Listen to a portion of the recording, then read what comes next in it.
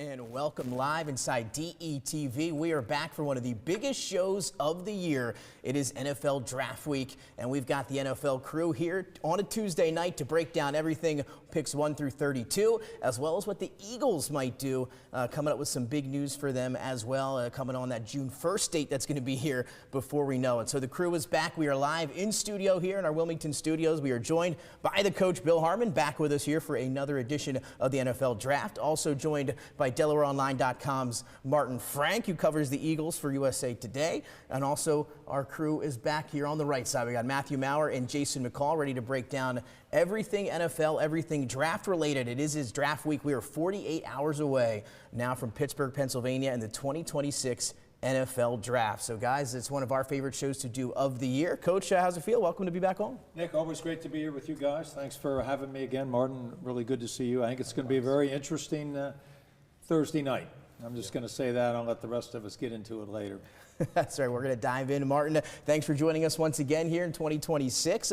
Some big things potentially coming for the Eagles and a lot of A.J. Brown talk here as of late. Yeah, it seems like every year going into the draft, the Eagles are always up to something. And, you know, and Howie Roseman, the GM, kind of arranges it that way. He tries to address as many needs as possible in free agency so he can pick the best player available when it comes down to their turn. And there are a lot of players available who they could use, and it's just a matter of how the draft board falls. That's right. Well, we're going to figure out or have a hypothetical of how it might fall here tonight. We're going to go through some of our picks and kind of set the scene for what's to come here on Thursday night. A little bit of an interesting draft this year with about maybe 15 to 20 guys with a first-round grade, depending on who you ask. And then from 20 to about 50 is it's in beauty, the quote is here, beauty in the eye of the beholder. So whatever you're kind of into there, a lot of similar grades with a lot of those prospects here, 20 through 50. So it's going to make for a very interesting first round, day 1 and day 2 as we get into later on this week. So lots of movement, no movement. I think we're going to see some this year, and we've already seen some already. Before we dive in, guys, let's talk a little bit about Dexter Lawrence. Giants trade him to Cincinnati, and then they get the 10th pick. He re-ups for a $28 million extension there with the Bengals, and Cincinnati's kind of methodology here was there wasn't some defensive tackles really that would have been that high of a graded defensive tackle that would have really helped you out this year alone.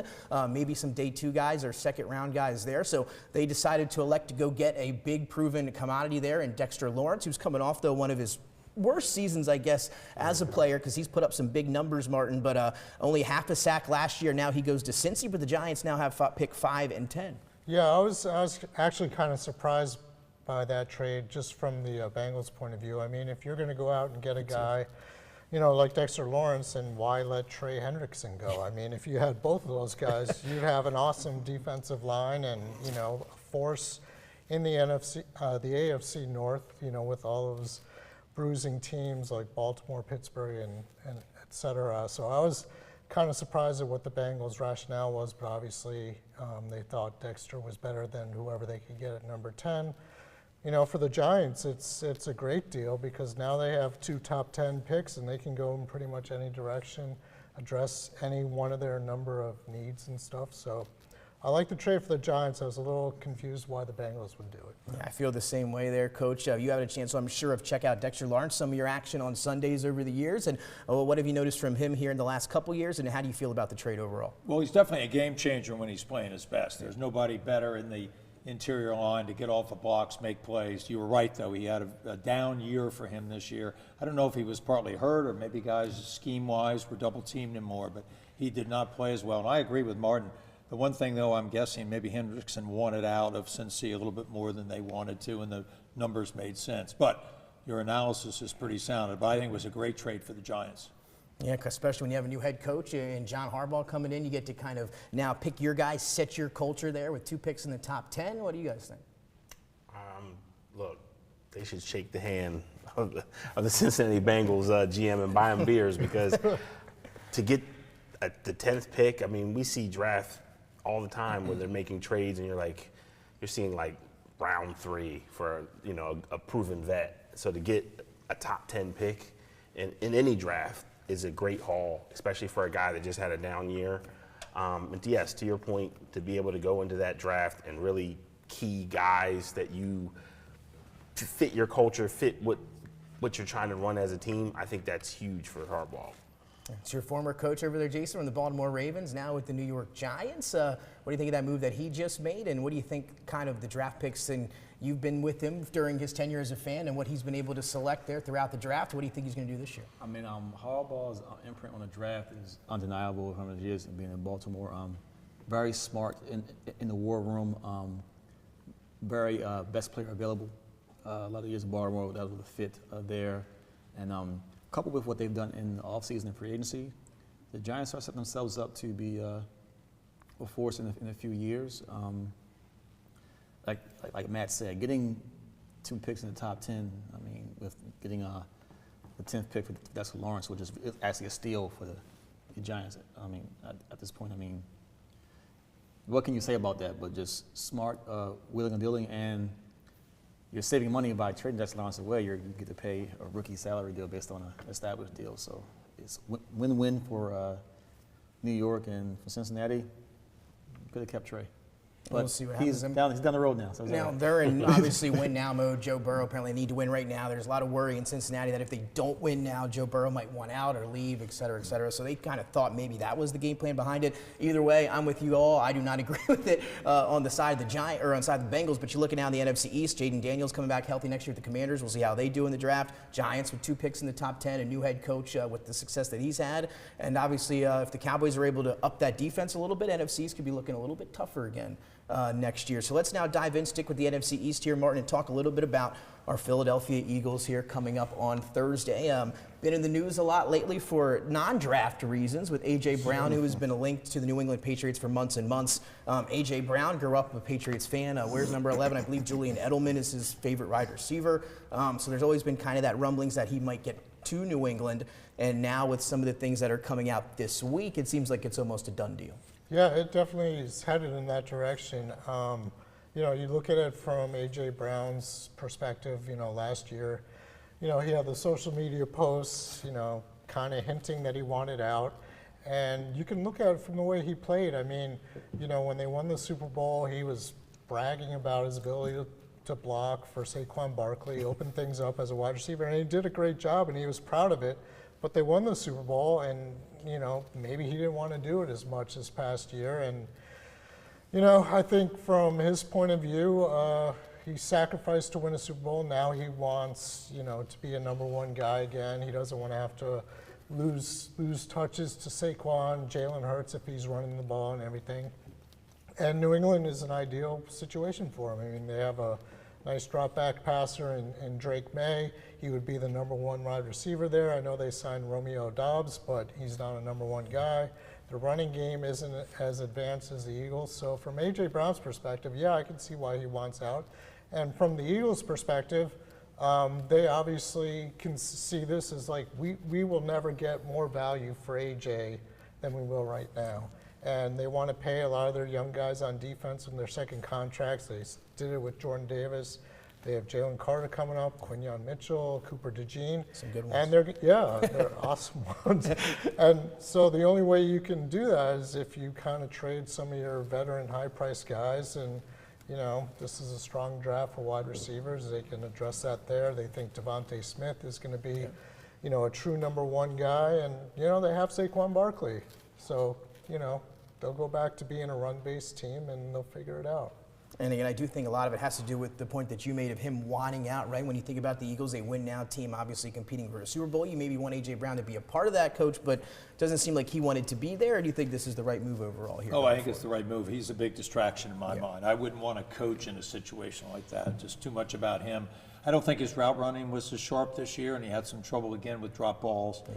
Didn't create separation like he's done in the past. So I think it's a win-win for the Eagles and probably a good move for New England.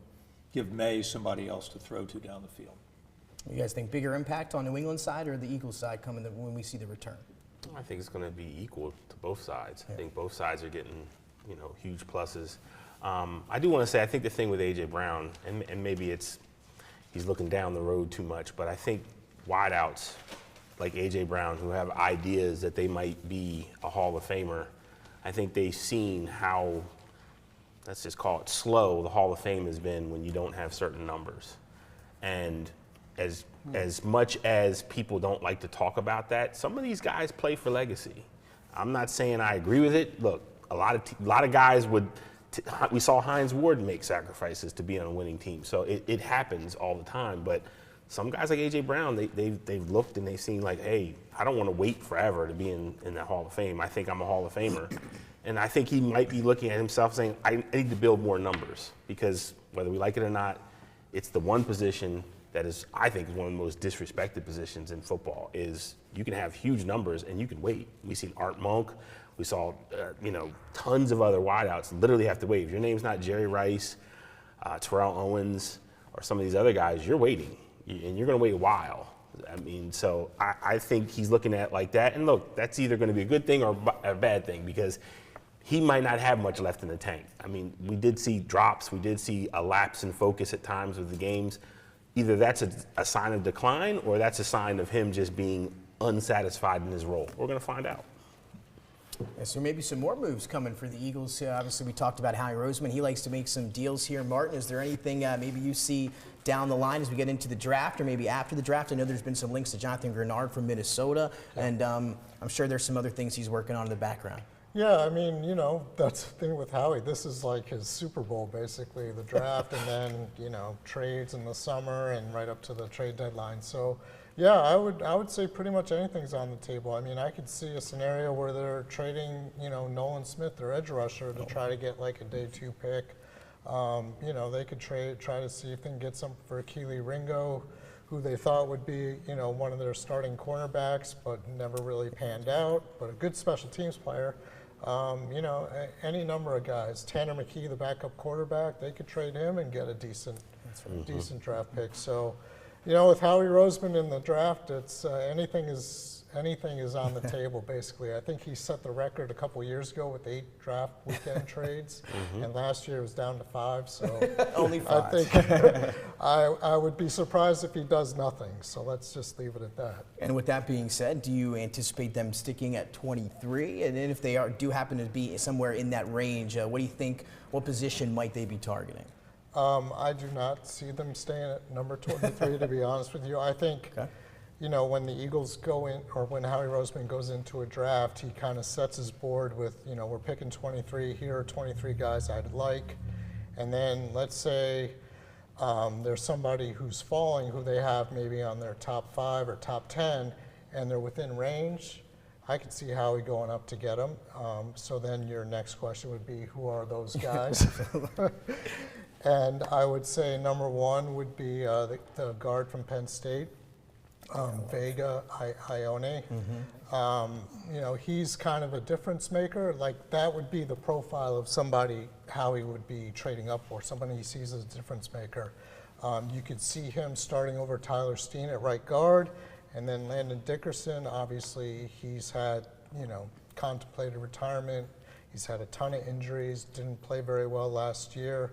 He had his contract shortened, so instead of ending in 2028, it's 27. So I could see him, Ione moving over to left guard and replacing Dickerson.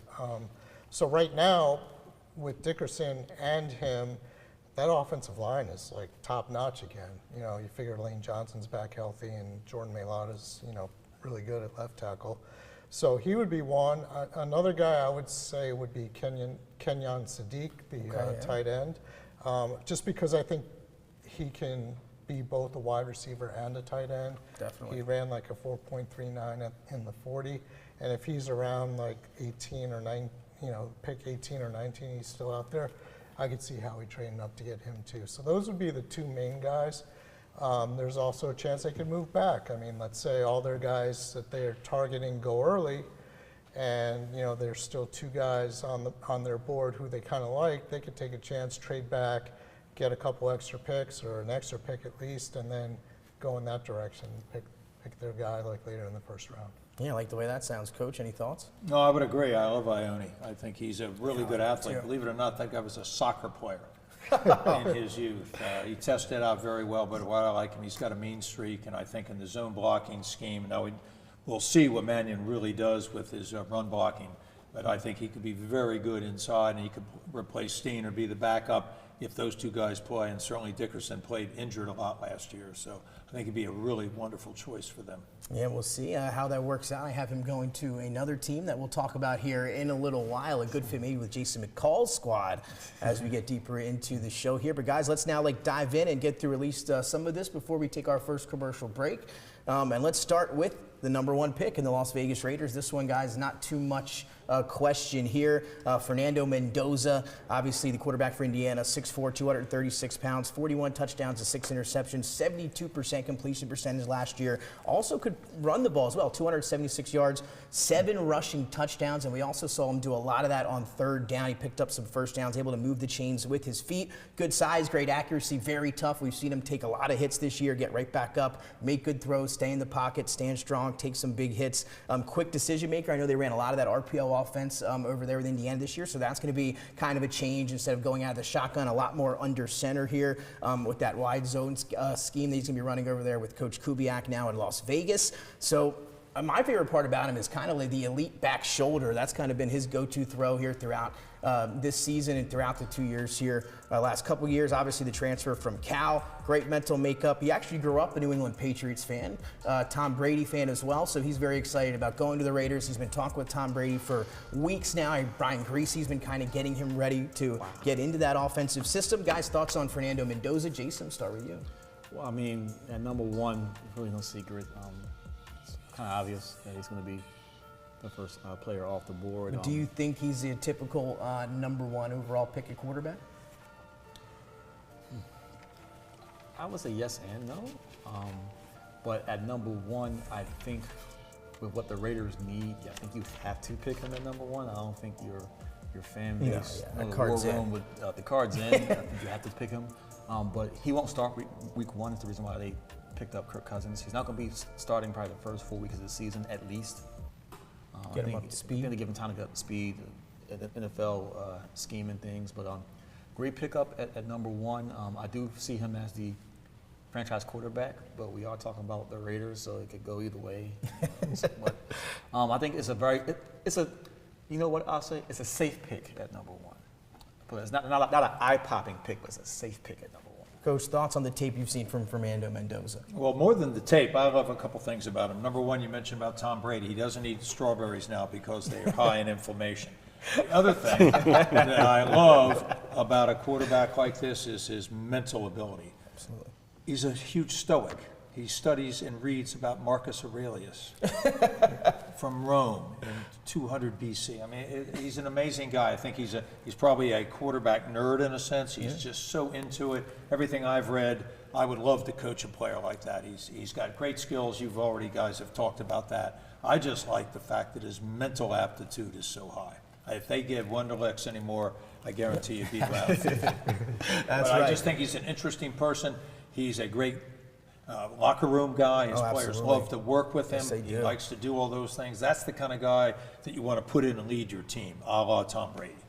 Yeah, I like how you said that he's a quarterback nerd. You won't hear about any I off mean the that field as a issues. compliment, by the way. You won't hear any off the field issues. It's going to be locked in. It's going to be studying 24/7. He's going to be on the I field. think one other thing that's really important, Yeah. he played for Kurt Cignetti, and I think Cignetti is one of those really brilliant new guys on the scene now who really gets it and knows how to develop people, so that's going to even help him more. Excuse me for interrupting. No. Yeah, he's going to be the guy. As a stoic myself, I would it'd only be wrong if I didn't at least look at you asked, is he your standard typical #1 pick? No. But I also didn't think Cam Ward was last year either. So I think to everyone's point, you kind of have to take that. There's things I don't like about him. I don't think he's I think sometimes his long distance throws can go a little short at times. I think he gets a little impatient in the pocket at times. But again, I believe in the coach that produced him. I believe, I like his maturation. I love what he's going into. That situation there in the Raiders is way better than what Cam Ward went into. They've got a lot of guys coming back on the offensive line. They've got emerging talents like Brock Bowers, the tight end. There's things he's going to have there that he can build upon. But is he your standard typical #1? No. But again, he's your standard typical top 5 pick in a strong draft. I still think he's going to be great there. I think they got a lot of things around him. And the one thing I will say that gets talked about in basketball, doesn't get talked about enough in football, is he knows his strengths and he rarely goes outside of those. Again, Fernando Mendoza going to be your #1 overall pick. And again, we all agree with that one here as we head now to #2. The New York Jets, they have 4 picks in the top 44. Odds have been shifting in Vegas, if you're into that sort of thing, on what they might do here coming in on Thursday night. And as of right now, guys, the favorite is Arvell Reese, one of the top prospects out of Ohio State. I'm going to go in a different direction. I'm going to go with Matthew's guy we were talking about before the show, and one of my top prospects in the draft, David Bailey, the edge rusher out of Texas Tech, 6'3", 254 pounds. The transfer from Stanford, graduated from Stanford in less than 4 years. So he's got the IQ there behind him, a 4.5 40. That kind of blew everybody away with that size when he was able to run that during the testing. But phenomenal production on the field. 14 games, 52 tackles, 23 of those for loss, 14 and a half sacks, 3 forced fumbles. He was the FBS leader in TFLs and had the highest pressure rate in the country, 2nd most sacks in school history. An unbelievable quick first step. Speed's obviously his main thing, but he can use his arms. I think he's a little underrated as a power rusher as well. He does have a little bit of that in his arsenal. Long, lean, those long strides around the quarterback.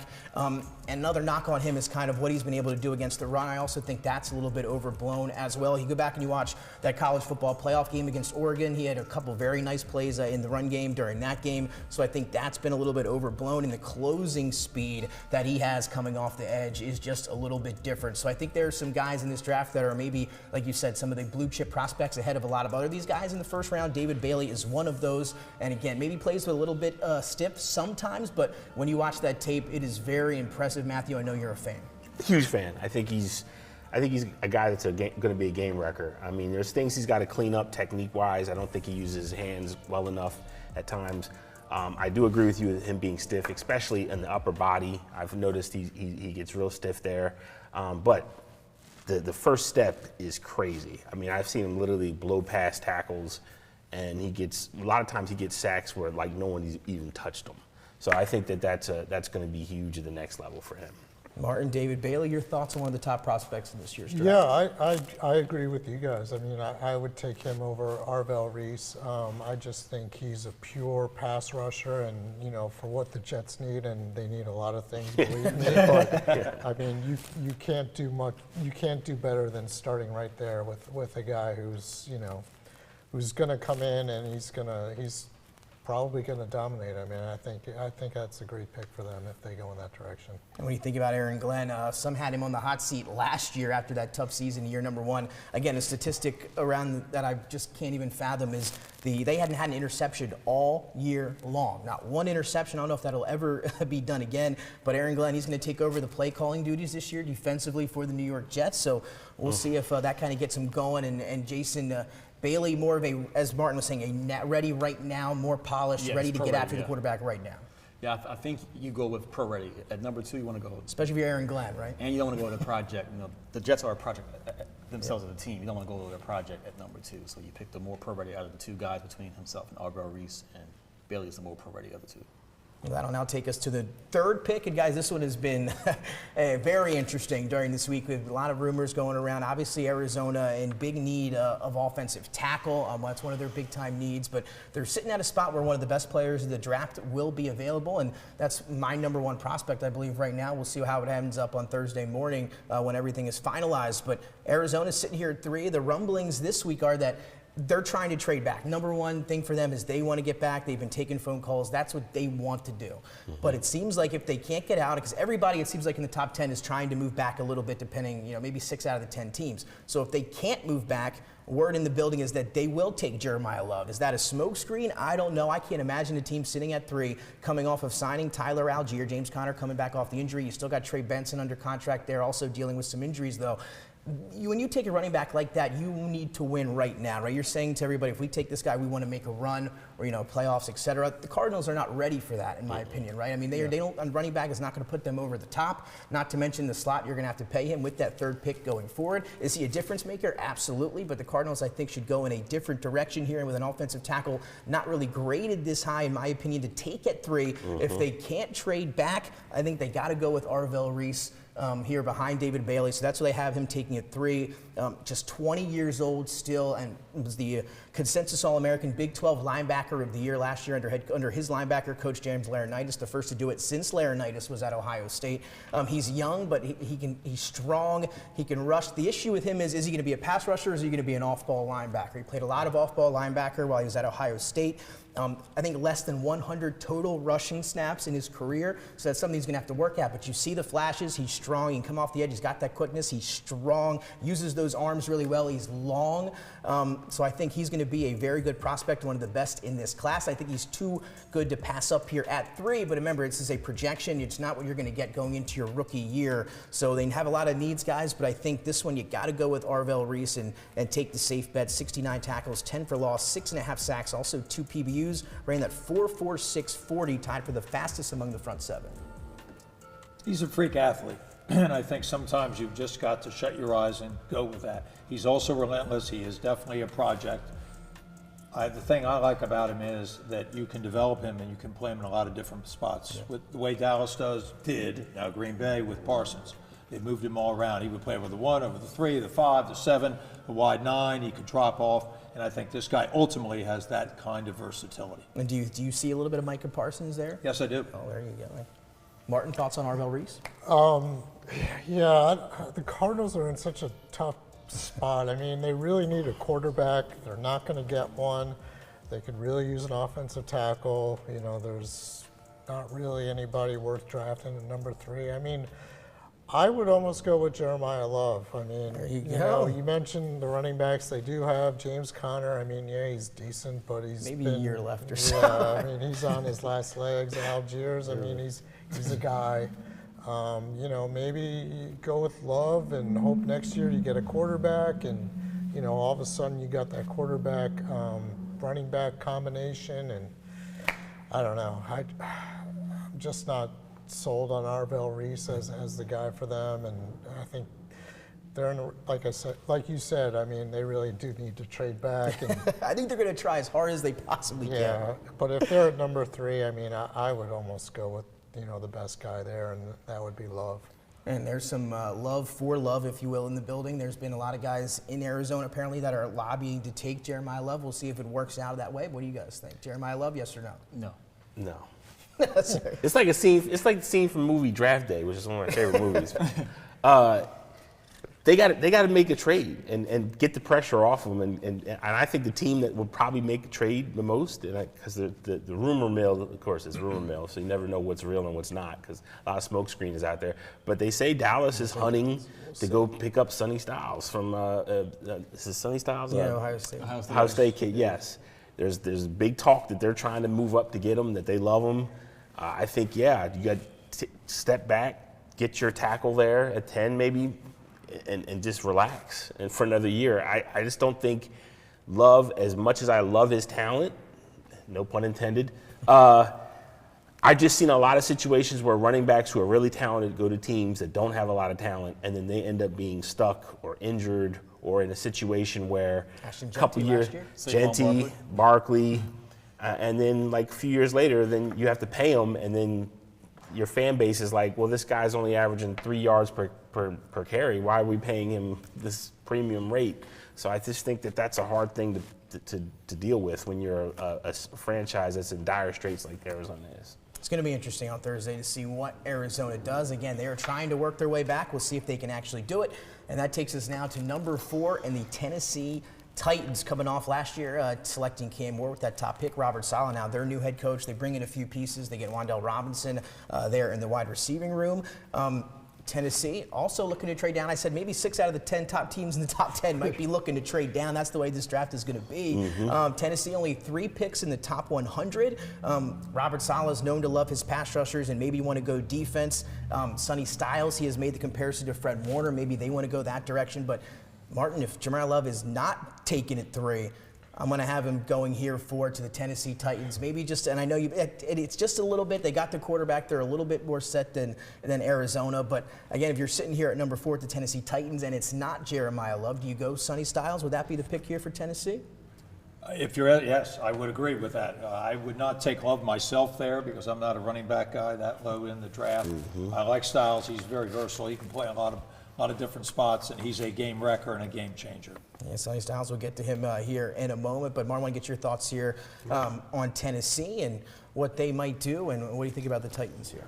Well, if my scenario plays out, scenario Love plays is out. gone at number 3, then if you're Tennessee, you're taking Arvell Reese and you're running that card right up there, and you're not even thinking twice. But in your scenario, yes, I would agree. Then you go with Sonny Styles. I mean, Robert Saleh is a defensive guy. He knows defense. He can coach the what out of him and make him into one of those Fred Warner types, who'll be in the NFL for a decade and, a great player. And we talked about it, guys. Once we get past that first pick, number 2 is where the draft starts, and then 2, 3, 4, 5 could go. I mean, literally there is just, nobody has any really idea of how that's going to unfold. But just talk a little bit about the player, Jeremiah Love, 6 foot, 212 pounds. A lot of people worried about what he might weigh in, but he comes in at 212. That's solid and higher than what people expected. 40-plus points per game for the first time in 113 years for Notre Dame. He was obviously a big part of that, and he's not just a running back. He was running drills at the combine with the receivers. You can work him out of the slot. He is a phenomenal pass catcher. I do think he is a game changer, and we'll see how he does here in his rookie year, depending on where he goes, because as we mentioned, that is the big thing with a lot of these players is fit and where you go to have success here in year number 1. So Tennessee wouldn't be a bad option, and we'll see if they can get that young offense going, or if it's Sonny Styles, the linebacker here for Robert Saleh. Again, Tennessee, a couple different things coming out of that camp. We'll see what it ends up being as we go forward. 64 missed tackles in 2025 there for Jeremiah Love. And again, one of the best players, if not the best player here in the draft. And that'll take us now to number 5 in the New York Giants, who we just talked about here at the top of the broadcast. 2 picks now, the top 10 for new coach Harbaugh and the New York Giants. They've been linked to a few guys. It is said that Harbaugh loves himself a little Sonny Styles. Maybe if he's there at 5, do they go that direction? They've also been linked to Jordan Tyson, who they had. They went to his private workout last Thursday. They had dinner with Jordan Tyson, GM Joe Shane, and a couple others. So we'll see what they decide to do at 5. I do think they want to go defense, and then I think they want to go offense with 1 and 1 there. So I'm going to go with 5, and because he's still here, I'm going to go with Sonny Styles. So a lot of us had him going 4 to the Titans. If I have Love going 4, I'm going to have the Giants taking Sonny Styles. Set that culture for John Harbaugh from the get-go. His dad, All-American at Ohio State, phenomenal player. He got a standing ovation after interviews at the Combine. He is just somebody you want on your football team. He's long, he's quick, former safety, comes up, a sure tackler now, really picked up on, had some missed tackles early in his career, really got a lot better in that area. Only thing I'd like to see, Jason, a little bit better is a little bit him down the field in coverage. He was a safety, and he can get down there. He's very quick. He's moving. He's got long arms. He can break up some passes, but just tracking the ball a little bit better in coverage would be the only thing that I have for him. I'm going to flip-flop. I have Styles going at 4. Tennessee, I actually have Jeremiah Love going at 5 to the Giants. And I've seen that a lot. I want to stop you there for a second. So the Giants obviously missing a lot of pieces as well. They picked twice here, 5 and 10. They have Cam Scadaboo's coming off that injury last year, but when he was on the field, he looked very good when he was healthy. And then you got Tyrone Tracy from 2 years ago, and he filled in decent down the stretch when Scadaboo was out of the game. Do you think Jeremiah Love, and I'll ask this around the table here, is that a pick that you'd be willing to make if you were the Giants, having already Scadaboo and having need a few other needs there? I don't see it. I think they, you guys mentioned Saquon Barkley as the number 2 pick. They wouldn't do that again, right, Martin? Yeah. I mean, I know they have the quarterback in place now that, necessarily didn't have. I think back then Eli Manning was on his last legs, and yeah, it was kind of a train wreck. I think if there's a defensive guy, the Giants probably go in that direction with their pick. If it's Sonny Styles, for sure. If Arvell Reese somehow falls to number 5, him, I could even see them like maybe trying to get safety Caleb Downs if he's, that would kind of be a home run type of pick. But yeah, I mean, I think they're going to go defense. And Sonny Styles can rush 6.5 sacks, but that's not his primary thing. He did show flashes of it, Coach, there, but the character is such a big thing that this guy, and maybe the best character in the entire draft. Well, I'm big on that, and I think that's a huge factor. And Harbaugh is that way, too. Yeah. I mean, he's always likes really high-quality people, a Kyle Hamilton type guy, and I've always loved Hamilton. This guy can do it all. If he was available to me, that would be my pick if I were the New York Giants. Again, and after that combine, had one of the best combines we've seen, reached 23 miles per hour during that 40. He ran a 4.46 at the combine, and he had a higher vertical at 43.5 inches than Calvin Johnson. So again, he was tearing it up there, and he's going to be quite the athlete, quite the defender there at linebacker. For wherever he goes in this scenario, he goes to the Giants. That'll take us now quickly here to number 6, guys, Cleveland Browns. We talked about the Arizona Cardinals moving back. Cleveland, another team that desperately wants to move back. I think weeks and weeks, maybe for months, they've been taking phone calls here trying to move back since they got this pick here. They need offensive tackle, Martin. We talked about the Cardinals needing it. Well, the Browns desperately need it as well. And rumors are they want to come out with an offensive tackle and a receiver. They got pick 6 and 24 to work with. So we'll see in what order they decide to go that. Maybe it's a Tate or a Tyson at 6, or maybe they take one of our first linemen here in the draft. And that's what I have them doing here with CeCe Mauigoa from Miami. Yeah, I agree with that. You know, you got to fortify your offensive line. The Browns were a train wreck with that last year. And, Just last year? like, you know, they're not going to survive in the AFC North without a strong offensive line. And you know, if you got the number 6 pick, you can get the best offensive tackle on the board. You take them. I'm right here. Maybe not 3 a little rich, but 6 I'm okay with here for Mauigoa. Matthew started in every game over 3 college seasons, played all but of his 11 snaps at right tackle, played over 2,700 snaps at right tackle, consensus All-American, the ACC Lineman of the Year, former 5-star recruit. Started the day he walked over there in Miami. He's versatile, flexible, strength, and obviously you mentioned the durability. He's a mauler, if you will, in the run game there, and surrendered just 2 sacks over the past 2 seasons, and the lowest pressure percentage out of all tackles in the country. No, great talent, but he's not my number 1 tackle. My number 1 tackle is Fano from Utah. I think he's a lot more versatile. I actually think if he doesn't go first, I think that's a guy that the Eagles would probably target because he's so versatile. He can play tackle, he can play guard, he has the ability to move Quick. Very quick.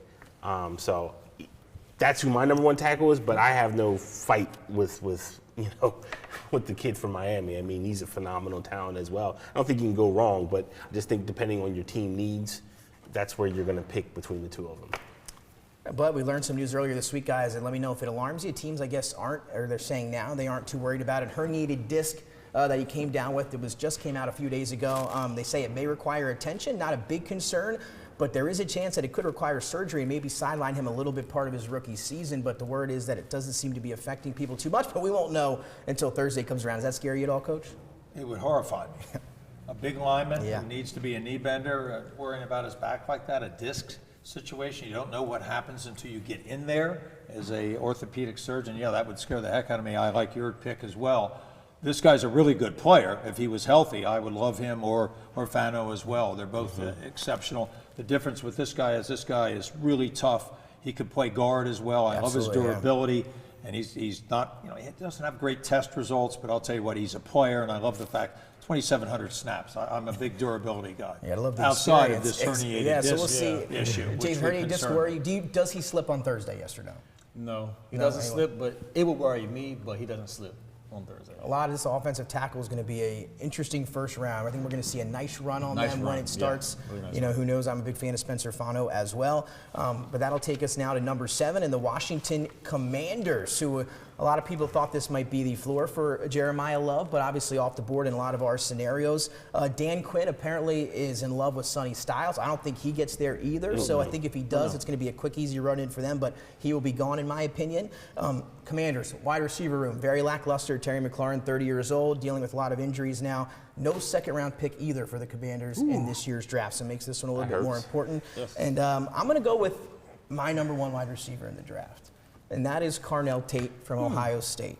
6'2", 192 pounds, 11 games, 51 receptions, 875 yards, 17 yards per reception, 9 touchdowns. I mean, the best hands probably in the draft, caught 77.3% of his targets, an 85% contested catch rate. I mean, he was Mr. 50-50 ball, caught 12 of the 14 contested targets last season, just 1 drop. He's got big hands. He's a great route runner. The only thing that everybody is worried about, it seems, and that's why some people don't have him as their number 1, is that he's always been the number 2 receiver in that offense. Obviously, Jeremiah Smith may be the best college wide receiver on the planet the last couple years, so kind of the defense usually rolls that way, and then he gets the one-on-one matchups a little bit. But with the season that we saw last year, he's now a 2-year starter coming off. He's improved every year. I just thought the way he was able to make catches down the field, at the sideline, his field awareness, he goes up and he high points the ball. Like I said, in my opinion, the best hands in the class, and he's He's a willing blocker as well. He actually likes to block, 0 holding penalties and over 600 blocking snaps. Again, maybe not has ever been a number 1 in college football, obviously with Jeremiah Smith there. And I think he can, though, with Washington or with whatever team drafts him. I'm not too worried about that. Your guys' thoughts on Carnell Tate? Is he your number 1 wide receiver in the class? No. Jordan Tyson? Yes. Jordan Tyson's not the number 1 receiver in the class, but I don't even think Carnell Tate goes to Washington at 7. I think they take Delane at the corner from LSU. They need corner help bad. I mean, Forbes didn't work out too well for them a couple years ago. I actually see them taking Caleb Downs from Ohio State. But I totally agree. Their defense was awful last year. At wide receiver, I mean, yeah, Terry McLaurin kind of had a down year. He was injured, but he'll be healthy. Jaden Daniels will be healthy. I think they're okay offense. I think they need to go defense, and they need a lot of help there. Yeah, they certainly do. We'll see which way. Coach, how do you feel about Washington? What would When you we're do? talking about Tate, since I'm going to talk about him, Yes. Brian Hartline is why I love him. He is the singular best wide receiver coach, maybe in the country, pro and college. I would take him simply because of that. I love your blocking statistic. You gotta love players that don't get penalized, especially if they're willing blockers like that. He doesn't get injured.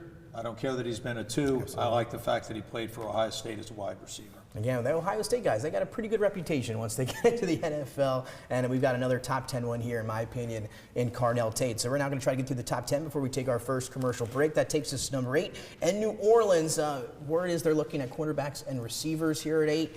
This was a tough one for me. I didn't really know which way to go. Obviously, Mansour Delane is a big one here. As Jason, as you mentioned, they've been linked to him.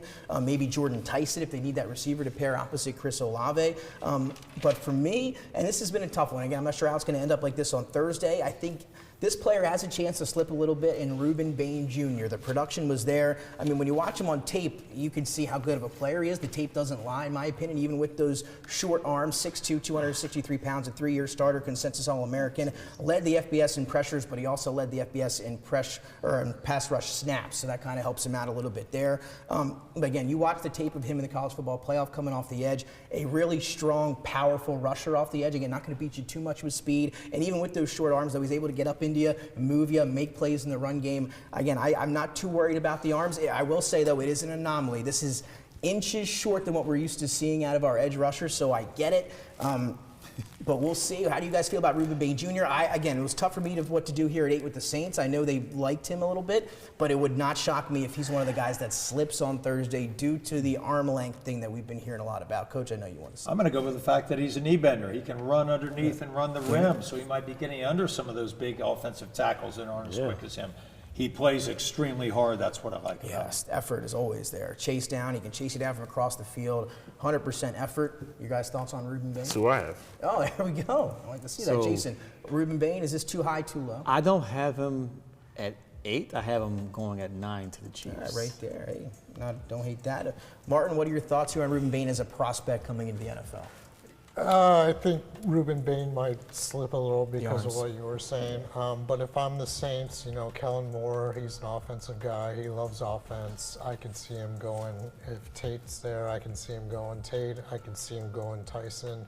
I think they really want to get Chris Olave, another guy, some help. Yeah, exactly. So I see the Saints going offense. I would love if somehow Carnell Tate got there and then you could go wide receiver. Ohio State guys there, they were teammates, I think, for a year or two at Ohio State, so that would be interesting there. But we'll see what the Saints do. Also, again, we'll see who trades back. It's going to be Thursday. We'll see how many of these teams in the top 10 actually pick in the top 10. That takes us to number 9 with the Kansas City Chiefs. They're going to have 2 first-round picks following the Trent McDuffie trade with the Los Angeles Rams. They need some cornerback help, need some edge help, offensive line help, also maybe want to add a receiver.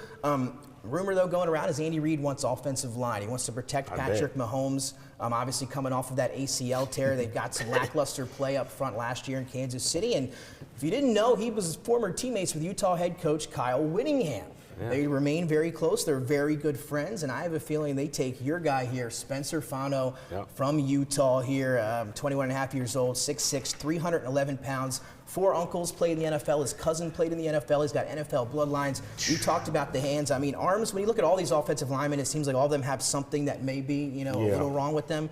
Fano, again, with the arm length a little bit as well. A lot of these offensive tackles, arm length is not where we usually like to see them. Gave up just 13 pressures, 1 sack allowed in 2 seasons. seasons. He does have great arms, though, even though they're not as long as you'd like to see them. He can really come out and pull and do some damage as well. 4'9", 140, 37 games in 3 years. The durability is there, and he was the team captain. When they needed a yard, guys, they went behind number 55 for Utah. He was their go-to, and they have 2 potential first-round linemen on this offensive line with Caleb Lomo and Spencer Fano. He was the captain as well. So I like Spencer Fano. I know he's your number 1 tackle, Matthew. I got him going here 9 to the Chiefs, another team that could do all kinds of things here at 9.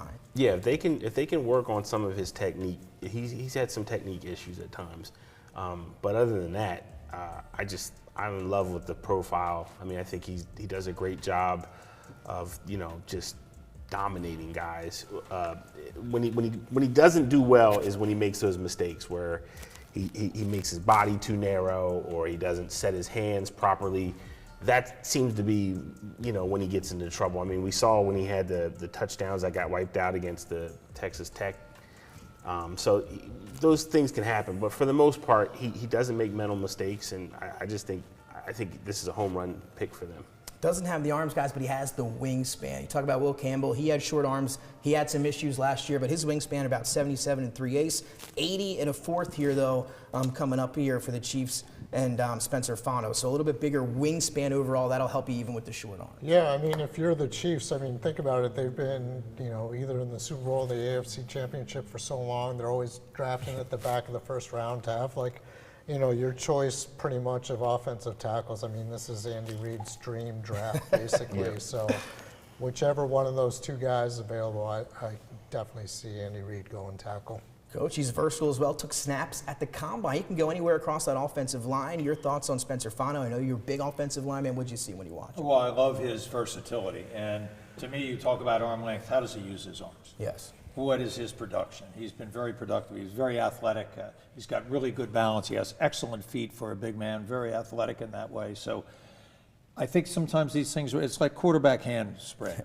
That can be overrated too. I mean, you're 9 7/8, you're 9 1/2. People get so mired into the analytics. I like to look at tape. How good is this guy? How does he perform? If I have short arms but I use them well versus somebody that has 5 inches longer who's always off balance, I'm taking the guy that can produce. And that is Spencer Fano. Jason, thoughts? Keep it rolling. Then that takes us to number 10 in the New York Giants, who we just mentioned, Dexter Lawrence. This pick originally belonged to the Cincinnati Bengals. Now the Giants, with their 2nd pick in the top 10, they went defense in this one for me in the first round. We had them taking Sonny Styles, who fell to 5 here in this scenario. And now at number 10, they're going to go offense. A guy that they had dinner that we talked about with last Thursday night. They went to the private workout for Arizona State wide receiver Jordan Tyson, 6'2", 203 pounds.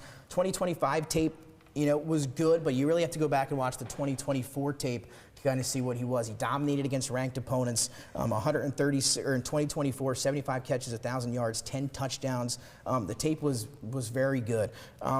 Lined up outside 74% of the time, but you can move him around inside, outside. He was very versatile in that regard. Great hands. I mean, the athleticism is off the charts. The leaping ability, he's very acrobatic, able to get open and separate himself down the field. The issue, as everybody's been talking about now for weeks and maybe months, is the injuries. He's been injured the last 3 years, tore every L 3 years ago, MCL, PCL. The second year broke a collarbone. That's more of a freak injury, but then obviously dealing with the soft tissue and the hamstring now this year. So it's been 3 straight years where he's missed time, but when he's been on the field, he has been absolutely fantastic. He has missed 34% of his team's games over the past 4 years due to injuries. But when you talk to people, or when people come out of Arizona State and you hear them, it's that the reason he got hurt is because he wanted to come back quicker. He didn't want to miss time. He tried to come back and give it a go. Didn't work out. Ended up getting hurt again. Has a lot of wow plays. So we'll see. The thing that for me is he going to be able to get off of press coverage a lot? He has some decent moves off there, but he's not as physical in that regard of his game to be able to get off the line of scrimmage. Hopefully he can do that with his shiftiness and his quickness on that first step. Needs to improve as a run blocker a little bit there too, obviously, as a lot of receivers do. And the thing with him is he does have yards after the catch. When you get him in open space, he has the speed to get out, but he does not break tackles. He is brought down 75% of the time on first contact. So those are some of the little things there, but when you watch him, he really looks like something special when he's healthy. If he stays, I'm sorry, Martin, if he's healthy. I kind of set you both up there by looking at If he's healthy, I really like him. And the best thing about this guy is he loves to improve. He had a lot of drops, and then he improved that drop rate to a very low level. It looks like that's the kind of guy you want to work with.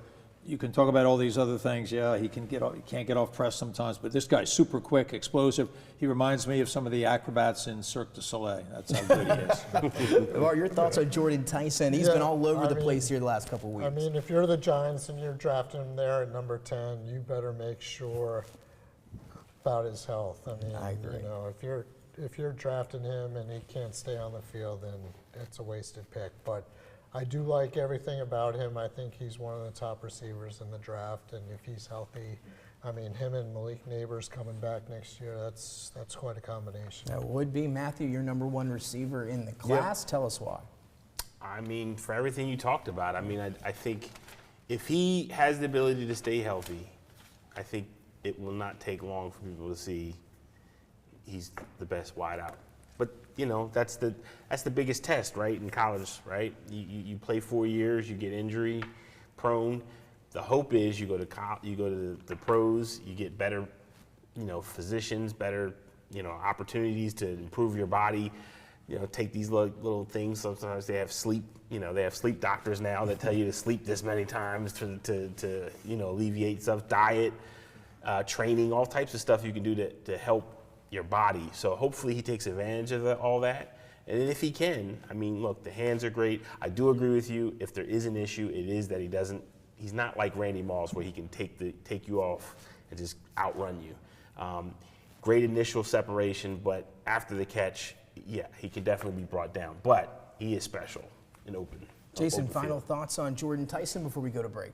I mean, what everyone said is true. When healthy, he is a great receiver, but while me having Jeremiah Love picked at 5, I go defense at 10, and I think if Caleb Downs is available at 10, that's where Caleb goes. I'm a big Caleb. Again, I think with the safety thing, it's tough because of, you know, position value, et cetera. I know they said to throw that out the window for this draft, but I mean, the last safety I had picking the top 10, I believe, was Jamal Adams years ago. That didn't really work out well. So again, I love Caleb Downs as a player. I think as a prospect, he'll be ranked in the top 10 for me, top 12. But again, it wouldn't shock me if he slipped a little bit as well. Again, not due to talent, not due to the player he is, but maybe because of the safety position.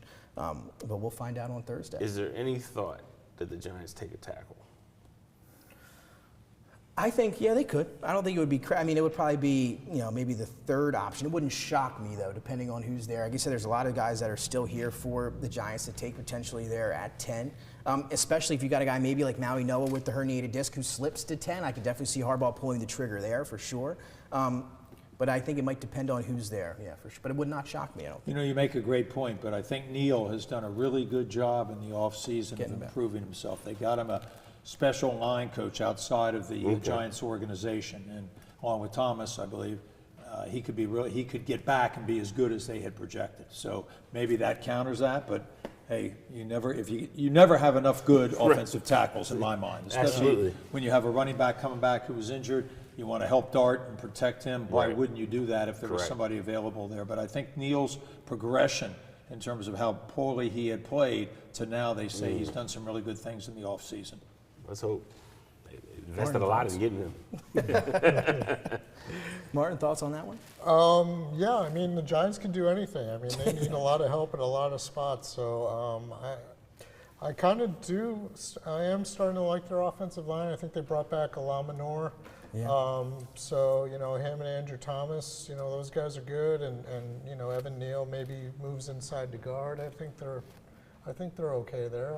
But, you know, if one of the two guys we mentioned earlier are still there, maybe that's what they do. Well, there you have. Those are our top 10 picks here. We're going to cruise through 11 through 32 after the break here on DETV Sports. We'll be right back with our mock draft special. Thanks, Martin. Always good to see you.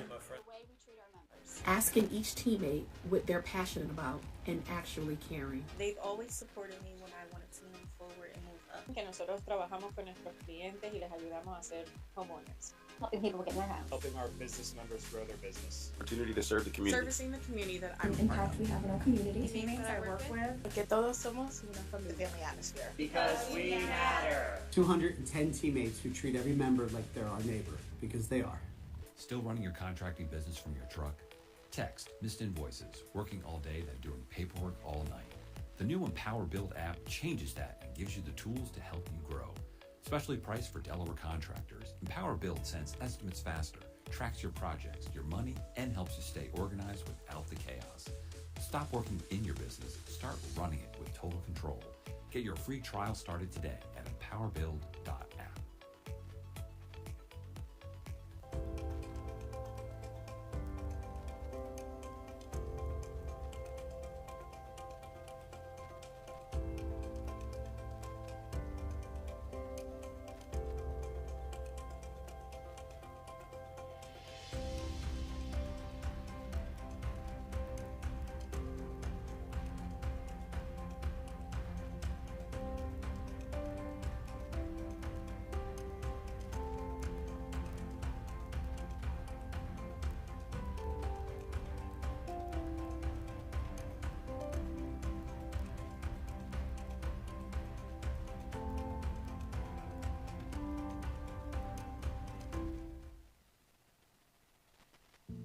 Jason, let's go see your room.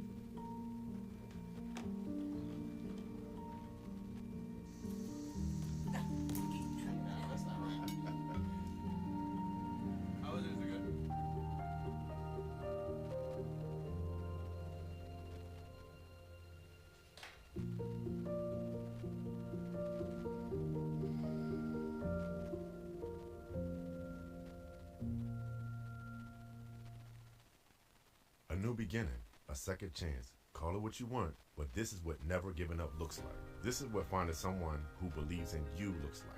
I thought Goodwill was just a store until a friend told me about Train to Gain through Goodwill's Job Resource Center. After 5 years away, I had a lot of self-doubt and fear about my future. But Goodwill had my back, and today, I love where I work. They matched me with an employer who believes in second chances. And now, I have a new start thanks to Goodwill. To learn more about Goodwill's career development opportunities, call today.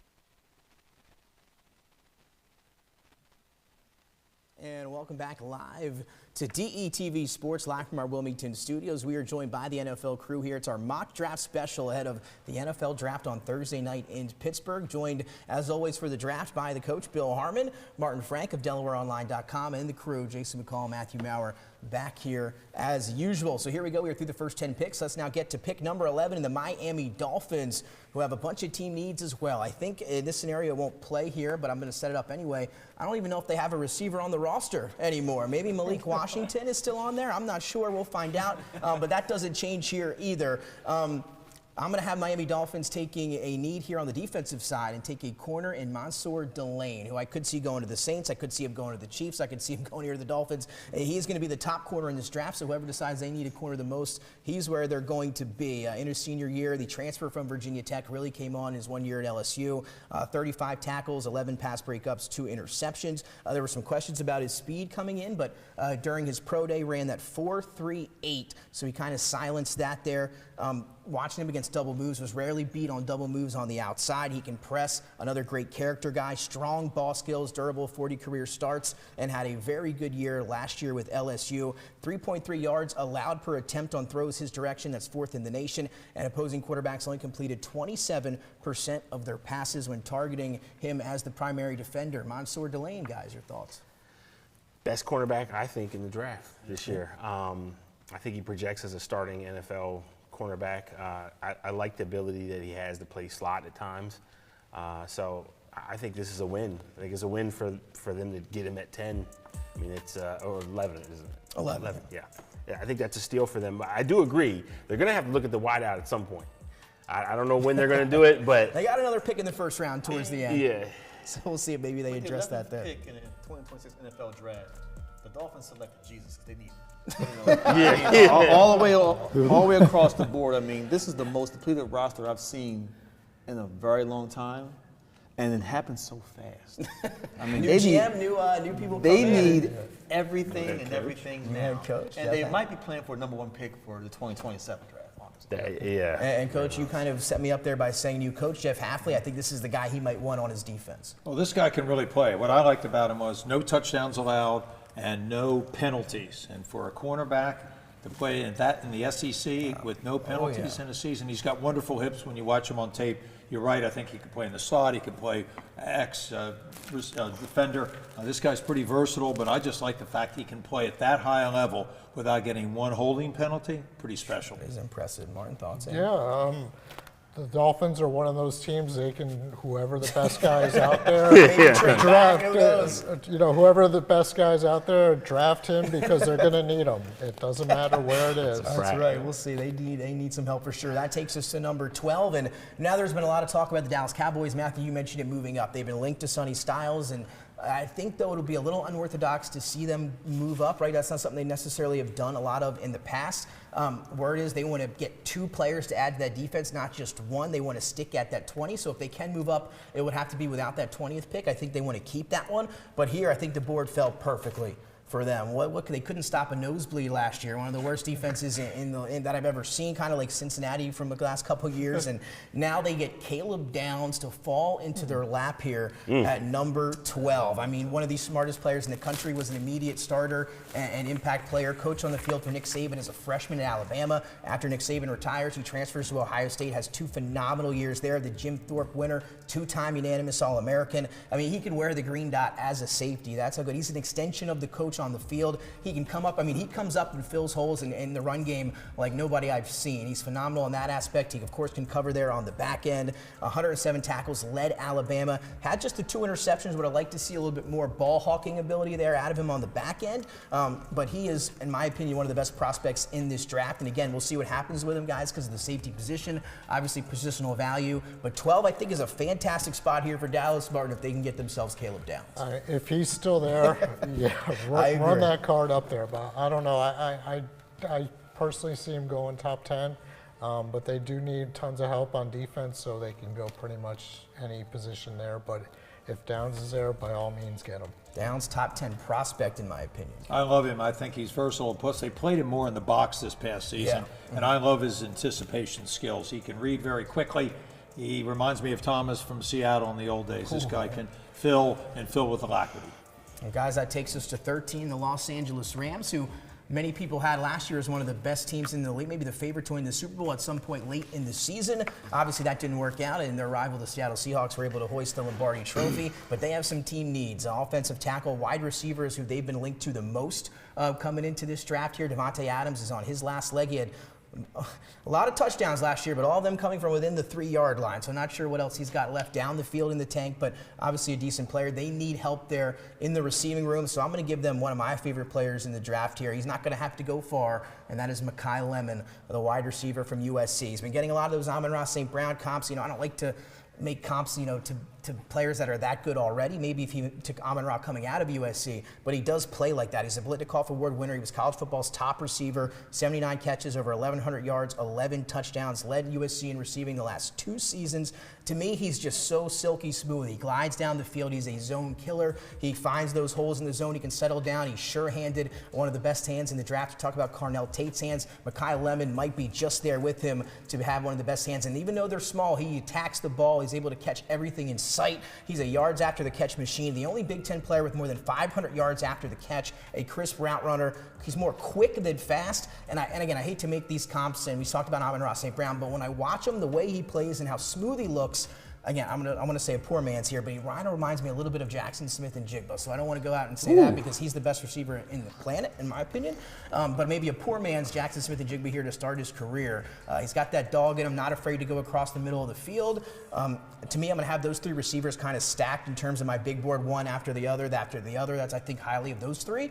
What do you guys think about Mekhi Lemon, Matthew? Well, I'm sorry. No, go, Jason. Yeah. I think Lemon is the best wide receiver. Oh, there we go. Okay. Everything you said, the crisp route running, the hands, the fluidity of his movement. I mean, he passes the eye test on the field. So to me, he's the top receiver in the draft. But of course, you're going to have Tate and others probably go before him. But if he falls to 13 and LA's there, he gets to stay right in his backyard. I mean, he can eat on his front doorstep still, stay at home. So that'd be a great thing for him. I'd be a steal with that situation for him. I mean, that's a dream situation. I don't know. It's funny. Size? It's the size. I don't necessarily like the character around him. I know, this is a process where you pick on every little thing, but there's just things about him that don't check all the boxes for me. think the other guys, they check more boxes for me. But I mean, again, like, I'm not mad if somebody says he's the #1 guy. I think this is that type of draft. I don't think there's any really solidified #1s that are outside of the top 10 at their position. So he's one of those guys. I'm not mad if he's the first wide out, but if it was my board, I wouldn't take him as first wide out. Thoughts on McCall? Yeah, I personally like him. I think the Rams have kind of telegraphed that they're looking wide receiver with their interest in trading for A.J. Brown. So I think the reasons you mentioned, Devontae Adams is getting up there, and Sean McVay loves offense and loves wide receivers. I think they're going to take whoever the best guy is there at wide receiver. And Coach, I know I'm getting. If you're going to play wide receiver for the Rams, you got to be able to block. How do I say Cooper Kupp, right? Yeah. So he could easily be him. You watch their blocking schemes. Their wide receivers are asked to block interior players. They come in motion. They shift them. If you can't do that, you're not playing for McVay, and I think this guy could do that. Yeah, Mekhi Lemon, again, I like him a lot. We'll see where he ends up going here on Thursday night. And again, the Rams need a receiver. We'll see if they make that pick there. I think that would be a great one there. And Puka's kind of having an interesting summer as well. So we'll see how that goes next year as well. That takes us to Jason McCall's squad here at number 14. Here we go. Usually the Ravens, Jason, they sit back, they wait, and they take the best player available. It has really worked out for them in the past, especially the last couple of years. Talking about Kyle Hamilton, et cetera. And here I've got them taking a guy we already talked about, the guard from Penn State, Vega Ione, here from Penn State, All-American this past season, 2.5-year starter at left guard. I mean, when I watched the tape on him, obviously you talk about the other guys playing tackle and they might move inside and play guard. They're all very versatile, the ones that we've talked about. But I think Ione may be the best fit for that guard position. Great in pass protection, quick first step, explosive, powerful, violent. One scout described him as a fortress, and that's kind of the right way. That's what you want your offensive lineman to be described as. 32 career starts, again, can be referred to maybe as the nastiest lineman in the draft. 32 career starts, only 2 sacks given up during that time, both coming 3 years ago in 2023. So he's kind of one of these offensive linemen that has kind of slept up here a little bit later than maybe expected, but I think he's among one of the best in the class here. What stands out when you watch Vega Ione, Coach?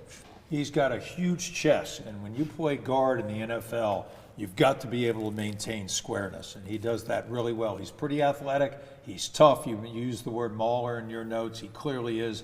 That's the kind of guy you want to play in there. He played in a really good run scheme up at Penn State, so I think this guy would be a great choice. I just love his versatility inside. He can move around. He also plays pretty well at the second level. You can get to that level. Jason, is that where you want to see your team go here on Thursday? Yes, Ione's been high on Ravens mock draft boards at that 14th slot.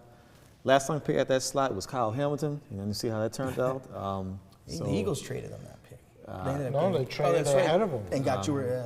So I do like that picking. Anyone's better than Daniel Falele on the offensive line for the Ravens. So this would be a home run of a pick in Mike Mentor's first draft here. So he's a guy at 14. For sure. 1 penalty all of last season. Matthew, 2 pressures allowed in all of last season on over 300 pass blocking attempts. Also was a great interview at the Combine. Your thoughts? I mean, anytime you see guards getting this high grade in any draft, you know they're beasts. So I don't have a problem with this pick. I mean, I think this is another home run for the Ravens. I mean, they just sat there, and I think they got one of the best interior linemen. So I think we'll see if it works out that way, or maybe somebody jumps up and takes him a little bit earlier. I know he's been flying up here this past week, but that is a good spot once again after losing Tyler Linderbaum and a couple other pieces there. Need to shore up that interior offensive line. That takes us now to 15, and the Tampa Bay Buccaneers. They could use an edge. They could use a corner. They could use a couple things as well, and I have them taking here the pass rusher opposite Reuben Bain Jr., and there's been a wide range of where you see this player go, and that is Akeem Messidor, the 6th-year senior from the University of Miami. Matthew's shaking his head, I believe, here to my right. And the reason that, again, a lot of people might not want to take him is because he's 25 years old, 6 years of college football. But if you're a team that wants to win right now, I think he could get in there and make an immediate impact. I mean, when you watch him, 6'3", 260 pounds, 74 tackles, 17.5 tackles for loss, over 12.5 sacks, and 58 pressures, was also very effective in the run game. Another guy with a quick, explosive first step. And again, when you watch him and Bain on either side, they just dominate. And the thing with Messidor is he can play inside. He was very successful rushing on the inside part of that offensive line.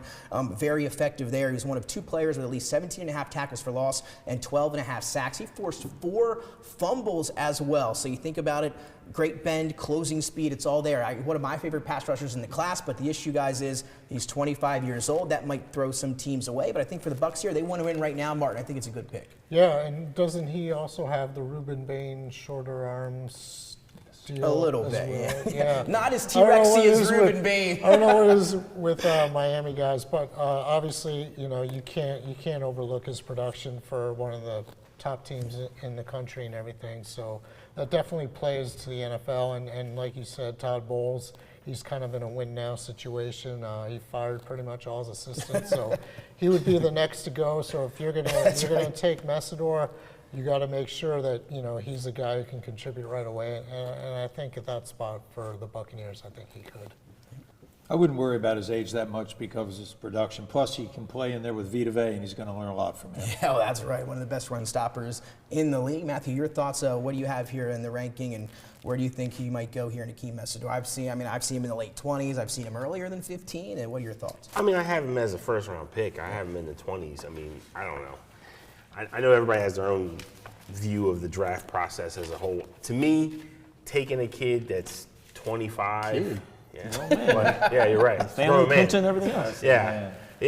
I mean, I don't know. It kind of reminds me, and it worked well for Seattle when they took Byron Irvin like many years ago. So like it does work, but you have to get a guy that's a freak. I don't know if he's that much of a freak. I think he's a great athlete. I think he's going to make great plays. Just don't know. I mean, 15 to me, on my board, that's a little rich for a 25-year-old guy. But I mean, look. That's the beauty of the draft, right? Everybody has their own views. I'm telling you, 15 to 32 or 15 to 45, 50. There are going to be a lot of random picks and a lot of different mock drafts. You're going to see different players going. That takes us here to 16, and the New York Jets, obviously coming off the second pick in this scenario where they take David Bailey, most likely Bailey or Alrell Reese. So here they are at 16. I think everything I've seen, everything I've heard, seems to point to a wide receiver here at 16 for the Jets. You've got Adonai Mitchell to be your number 3, I guess. Garrett Wilson will be your number 1. Who are you going to slide in there to potentially be your number 2? And there are a lot of different options here, but for me, I'm going to go with the national champion, one of Fernando Mendoza's favorite targets, and that is Omar Cooper Jr. Coming into the year, you were thinking, beginning of the year, he had a little bit of success, maybe a 3rd-round guy. If he had a really good year, he would slip into the 2nd round. Well, we've come around full circle. He's now a 1st-round guy here in the middle of the 1st round. Almost 70 catches, 937 yards, 13 touchdowns, 6 foot, 199 pounds. The redshirt junior, 22 years old, but very strong throughout his body. He can break tackles. He's great with the yards after the catch. And I think the biggest thing for me was the clutch plays he was able to make during the year. You watch that Penn State game, the go-ahead touchdown, able to drop that foot in the end zone and make that play there. A couple big plays in the national championship. Fearless, strong hands, forced 27 missed tackles as a receiver. That was 4th in the nation. Again, this is another guy where he could go, who knows, 15 to 30, and some people might not even have him in the 1st round. I got him 16 here to the New York Jets. What do you think, Matthew? That's where I have him. There we go. So I match you. Jason? Same. All right. Martin, what do you think about Omar Cooper Jr.? Yeah, I like him. He's one of the guys the Eagles are pretty high on. I know they had him in for a 30 visit. If he were to fall into their range at 23, possible. I could see the Eagles going that direction. But yeah, it makes sense for the Jets. Obviously for Garrett Wilson, get him someone else, take some of the pressure off, and when they get their quarterback in 2027, they'll be good to go. Yeah. It's going to be quite the class coming up here in 2027. Might I add here? Yeah. This is where I think he will be selected at 15, but I think this is where the Eagles jump up. For some reason, I think the Jets to get Omar Cooper? They might do something crazy and jump up to get another wide receiver. Who knows? I just think something weird can happen. How you never know what he's thinking. So no, you do not. I mean, he surprises in the past. So I can see, if it's not him, I think they're going to be at the 15th spot drafting someone. I do think Eagles will jump from 23 to at least 15 in this draft to get someone. But it could be. I see that. We'll see what he's working on. That takes us here to number 17, the Detroit Lions. It's been tough for the Detroit Lions last couple years on that offensive line, right? Frank Ragnow, Taylor Decker, they are both now not a member of the Detroit Lions, and they were two of the best offensive linemen there in an offensive line that dominated games alongside Penei Sewell. Word is they're going to move now Penei Sewell to the left side to play left tackle, and that leaves an opening here on the right side. And again, Monroe Freeling from Georgia is one of my favorite linemen here. He's a little bit raw, lacks a little bit of that experience we talked about, but a starter for a year and a half, has 18 games, 5 of those came 2 years ago, was all SEC here, 9 pressures, just 1 holding penalty in these 18 career starts. To me, when you watch him, he's quick, he's long, he's athletic. He was really great when you could watch him get into open space and go to that second level, as we talked about earlier, Coach, and pick up some linebackers and some safeties. I think he's going to get stronger. Again, he's still raw, very young, just 1 full season, but I loved when I saw of him on tape for Georgia this year, and Monroe Freeling and the Detroit Lions, they've done pretty good at getting their offensive linemen and developing them, so I think they're going to have to do something similar here, but he's going to be one of the offensive linemen. I think we're going to see a run right in this range as we get into this part of the draft, and Monroe Freeling's who I have highest ranked here at this point. I have him going to the Lions. This guy reminds me of Penei Sewell. He moves extremely well. He can play in the second level. He can pull and get out in front. He was very tight as a youth and got into yoga, so I like the fact he found something outside the norm to improve himself. Big man. To be able to do yoga, I give him a lot of credit. There you go. I mean, for me, look, shout out to Captain Mid, Jared Goff. I think you got no choice. I think you gotta put an O-lineman around him. I mean, because you got a mid quarterback. This is what they got to do. So I don't know how much tread Detroit has, and I'll say this too, and I want to be fair to Detroit. A couple years ago, a lot of people had a lot of expectation for Detroit. I mean, some people, they're going to shy behind it now because of what happened, but they had the deck fully set. They had the offensive weapons. They had an emerging defense. They've taken some steps back, and this is the season that they got to right the ship or they got to figure it out and make some moves. I think this might be Jared Goff's last season. If he can't push it to where they want to go, I think you got to. I mean, look, he's got everything right now. He's got Jamison Williams. He's got Amon St. Brown. He's had a talented O-lineman for most of his time there in Detroit. I think he had at one time the best 1-2 running back combination in the league. No longer. He's got an emerging young tight end. I mean, there were a lot there. Other than the defensive side, there was a lot there for Detroit. So I think this is huge. I think this is a huge season for Detroit because depending on how things play out for them, this could be them either resetting everything or going back and going back to the drawing table to figure out what they can do to move things forward. Detroit's going backwards this season. I will say it right now. This will be. They already went backwards last season. But this will be like 90s Detroit. Oh, jeez. Like Barry retired Detroit Lions? That bad? Yeah, this is going to be Barry Detroit Lions. I would say, obviously they need an offensive lineman, but they also need an edge rusher. Absolutely, opposite of Aiden Hutchinson, and I just don't see anybody there for them at that spot who could make a difference. Maybe if Messidor falls to them, but other than that, you got to go offensive line. And I'll say this too: as much heat as Jalen Hurts has gotten in this area for having all these weapons, Jared Goff has had as much. Both teams. Oh. Yeah. Jason said both teams because he had to make sure. And for some reason, Jared Goff does not catch the same flack, and it's incredible, but whatever. That'll take us here now. Again, Monroe Freeling, I love him. I think we'll see if he ends up to Detroit. Now to 18, and the Minnesota Vikings. So this was a tough one for me because, Martin, I'm going to be honest with you, I'm a big Dylan Thieneman fan from Oregon.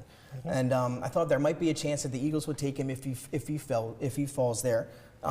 In this scenario here in mock draft 1.0, as we are here the week of the draft, I have it falling that way, a little foreshadowing Thieneman to the Eagles at 23, but going over everything, I'm not sure he gets there. This might be a spot for him here at 18 to replace Harrison Smith. Maybe that's too obvious. Everybody's been talking about it, so I went away from that this time. And I went with an offensive tackle in Caden Proctor from Alabama. 6'7", 352 pounds, a top 10 recruit coming out of high school. Enormous. He is enormous and very athletic. If you remember last year, they threw him that screen pass out on the outside. He caught it and ran it in for a touchdown. He can do that, but the issue with him, the size is is evident, obviously, but it's the consistency. Sometimes he looks fantastic, he's an A-plus guy, and other times he can take plays off and he gets beat, sometimes around the edge. A lot of the time, it's an A-plus or a C-plus and you're going back and forth, and a lot of people in the league might want to go with consistency instead of that kind of up and down roller coaster. But as a prospect, he's got everything you're looking for. Physical traits, 32-inch vertical for that size, a 5'2", 140 for that size. We talked about the touchdown that he caught. He really looked great down the stretch. He had that tough opening game against Florida State. He allowed 7 pressures and a few sacks. It was a very bad game. Throw that one out. But after that, he was able to settle in and look a little bit better. Again, I'll have some guys ranked ahead of him. But, Coach, as you know, you love to talk about offensive linemen here. What stands out about Caden Proctor? Is he consistent enough for you? For me, probably not, if I were able to judge him. But if he goes to Minnesota, they'll have a new offensive line coach there. He'll play with Brian O'Neill. And Brian O'Neill is actually one of the more consistent tackles in the game. You watch him. I watch him a lot, obviously, because I know him. But he is terrific, so he would learn from him. This guy squats 815 pounds, benches 535, and cleans 405, and has 274 pounds of lean muscle mass. You use the word freak, and that's what he is. So can he be more consistent? Does he have that drive to be great?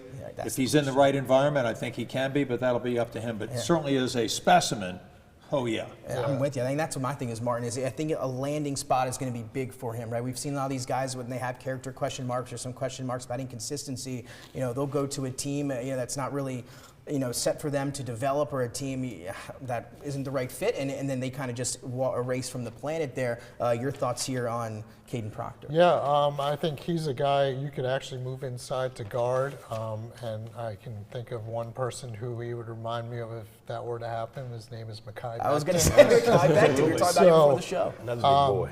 I think for the Vikings, that would he would have good versatility for them. He could fit in wherever they need him on their offensive line. It'd be a good pick for him.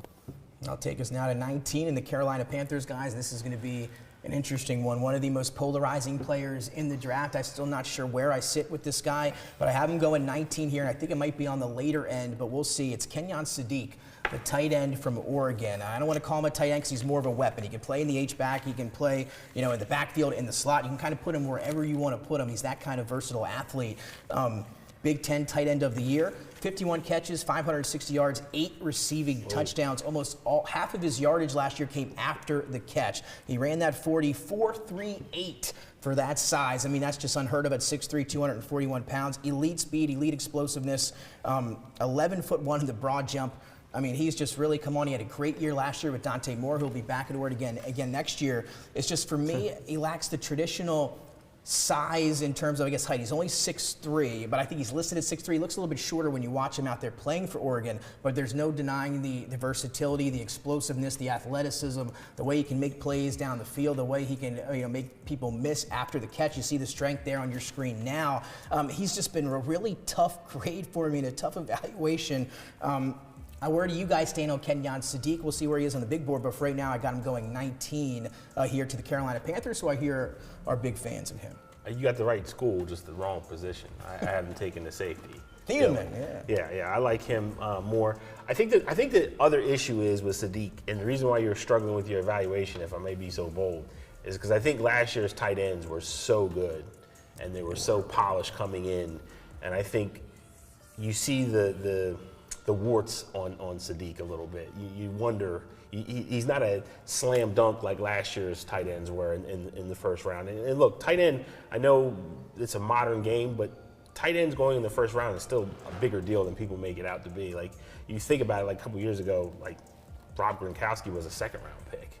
Kyle Pitts was a top 5 pick. Kyle Pitts was a top 5 pick. And I will say that, him, Eric Ebron was a very highly rated. I haven't heard that name in years. years. These guys went very high in the draft and they didn't do much. And I think that that's the major problem that you have when you look at a tight end. You're saying, can he play the position at the level that we need him to in the NFL? And like Kyle Pitts, we're still asking that question. Looked a little bit better last year, but we are still asking that question. You still saving the guy's butt? Come on, man. You still got stock in him? Me? Always. He had a good year last year, coming off a good year. Actually, he's a trade candidate right now. This is that Florida shirt coming out right now. I don't today. Get a bait. But Kenyon Sadiq, one of the most polarizing prospects in the draft. Like I said, I don't know what quite to do with him here. You can see him on TV, he makes plays. He's a willing blocker. He's got the strength to do it. But again, not really a tight end. You're going to line him up at different places. I think fit and where he goes is going to be big. Yeah, that's why I think he's perfect for the Eagles, because if they are trading A.J. Brown as we think they are, you can line him up with Dallas Goedert, 12 personnel. Ertz and Goddard days. Kind of like a wide receiver type Still won't of get the thing. ball.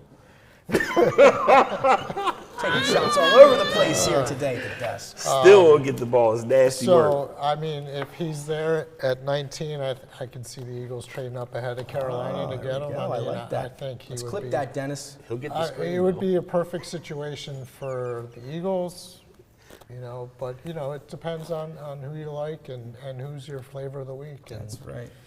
Everything. So, some teams he would be great, other teams maybe not so much. Coach Kenyon Sadiq, I'm eager to hear your opinion. He's pretty strong. I think his height is a problem, especially if they want to play him at H-back. His versatility, as Martin mentioned, though, certainly gives him an edge. 26 reps in the bench press. I do like the fact that he played a lot of special teams. So that gives that team that takes him a chance to play him in some different spots and give a chance to help the team in other ways. That'll take us here to 20. The Dallas Cowboys, 2 first-round picks, 12 and 20. Some people have them packaging those to move up in the top 5 or 6. I think they're going to stay put, and if they do stay here at 20, another tough one. But I'm going to go with who might have been the best cornerback in the draft had he not torn his ACL last year, and that is Jason McCall, the corner from Tennessee. 6'1", 188 pounds. You go back and watch the 2024 tape, just phenomenal. He would just erase the other team's #1 player. We saw him do it against Ryan Williams in that Alabama game when Ryan Williams was having a phenomenal season. He shut him down. He's patient in coverage, great ball skills. Did a lot of questions about how healthy was he coming into the year. So he had that pro day to try to show that he was back ready to go. 4.38 40, exactly what you wanted to see out of him, even better. Got that 77-inch wingspan. He had a 38-inch vertical. So again, he tried to come back and show that he is what he was his sophomore year at Tennessee, which was the best corner in the country at that time. And I think he's got the tape to back it up. But the issue, once again, is injuries. And there are some teams concerned about the knee that it may require another surgery. So he's been one that's been slipping a little bit. But again, after that pro day, tried to come back and show that he was healthy. We don't have to see what the doctors say. And we know now, after all the Max Crosby stuff, these doctors, they range in their opinions for different teams. So we'll see how the Cowboys feel. And the Cowboys have kind of been a tough doctor, or have a tough program in that regard. So we'll see if he passes the health test there. But to me, when healthy, he's one of the best, if not the best corner in the country. But we'll see if that knee does require some work here down the line. That's kind of what people have been saying as we get to Thursday. He might be a slip candidate. Guys, thoughts on Jason McCall? I mean, if we're already talking about a guy's knee at cornerback, that scares me.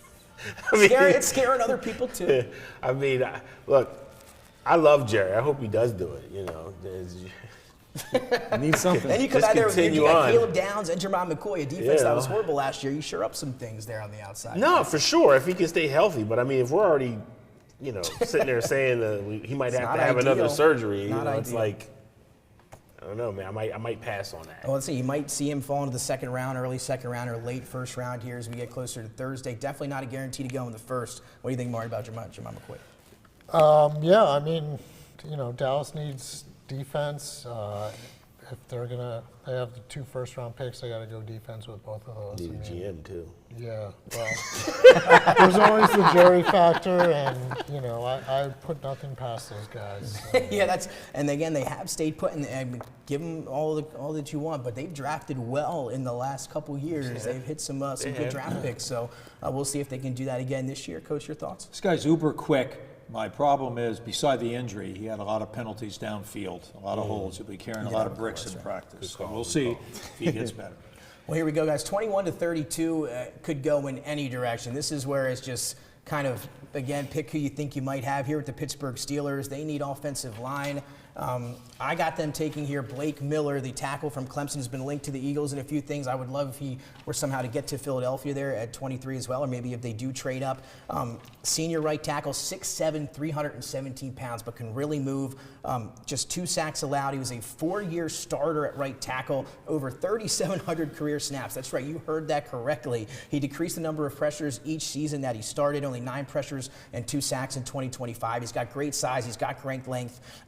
battle-tested. I mean, he was a mainstay, started at right tackle on that offensive line since the day that he got there at Clemson. And I just think there were so many things that went wrong with Clemson this year. You had maybe 5 or 6 guys coming into the year that you thought could have been first-round picks on Clemson. Now, you look at it, there might be none, or maybe 1 or 2. I think he's going to be the first one taken from Clemson. I think, the tape is good. 5.0240 for that size is still pretty quick there, and he's able to get to the next level as well. Blake Miller, once you get into this level, is I'm going to have him ranked again higher than some of these other offensive tackles. Yeah, I think he's a good pick for the Steelers because, like you mentioned, he has all that experience. He's a guy you can just plug in and play right away. But the thing about him is I don't see him having quite as high a ceiling as some of the other guys like Proctor and some of the guys Freeling obviously. Yep, I'm with you there. So, but for the Steelers, I think he fits pretty well. You can put him in, play right away, and he'll be fine. Coach, another offensive lineman. He's got great dimensions. He's very smart, and I love his durability. The fact he's played that many games at right tackle, and he played a little bit at left tackle too. But at this level, I think if you can get a guy like that, I'd take a chance on him. Sometimes potential is just that. And I love that wrestling background. Yes. Was a wrestler from before, like our guy Tyler Linderbaum, who had a lot of success there at center. And again, we talked about the durability. He missed just 1 practice in 4 years as well. So not only any games, but missed just 1 practice there for Clemson. That'll take us here to 22 and the Los Angeles Chargers. Again, beauty is in the eye of the beholder here, guys, for Los Angeles and the Chargers. They need an edge. They also need some help on the offensive line. But here I got them attacking the defensive interior. Another guy that may not get taken here late first round, early second round, or maybe in this spot, depends on what you think of this defensive tackle from Ohio State, and Caden McDonald, 1-year starter, lined up at nose guard for Matt Patricia, versatile guy. Backup role as a sophomore, became that starter last year, and then an All-American in his first year as a starter. I mean, you look at that Ohio State defense, and up and down, they were just loaded up, and obviously a national championship 2 years ago, unable to do that. Miami took them down this year. But they have them going interior defensive line here, guys, and Caden McDonald, but they could go a number of directions. This is where I have Sadiq going. I have Sadiq going to the Chargers. Be a weapon for Justin Herbert and Mike McDaniel, who I think I'm excited about that offense with the Chargers this year with McDaniel. That offensive line, you're getting Slater and Alt back, 2 of the best tackles in the game. Hampton, I think, showed some really good flashes last year. You guys know that was a big player of mine last year at North Carolina. So I think some big things here for the Chargers. Got to shore up the defensive line. At 6'2", 326, he plays with great leverage, and he can get a big push into the backfield. So I like him in this spot for them. And that'll take us here to 23, Martin, and the Philadelphia Eagles. Now, we talked to you earlier, and you said you'd be surprised if they stayed put here at 23 and made the pick. And where do you think the Eagles go here? And again, maybe if they stay here 23. I'm telling you, disrespect here in Wilmington is unbelievable. But Martin, one, if you were here at 23 and they are sitting at 23, where would you go? And then what might you see them doing here in general if they move off it? Yeah, if they're staying at 23 and Omar Cooper's there for them, he would be my ideal pick at that spot.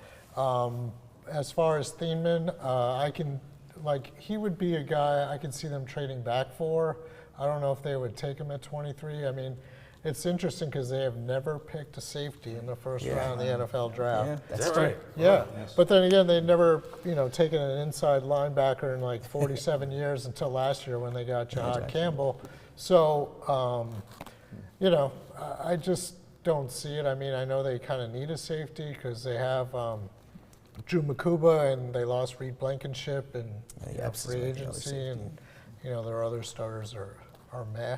So, Thiemann would be someone I could see them trading back for if he's still there, but I don't know. If they're at 23 and there are other guys available, I think they would go with that.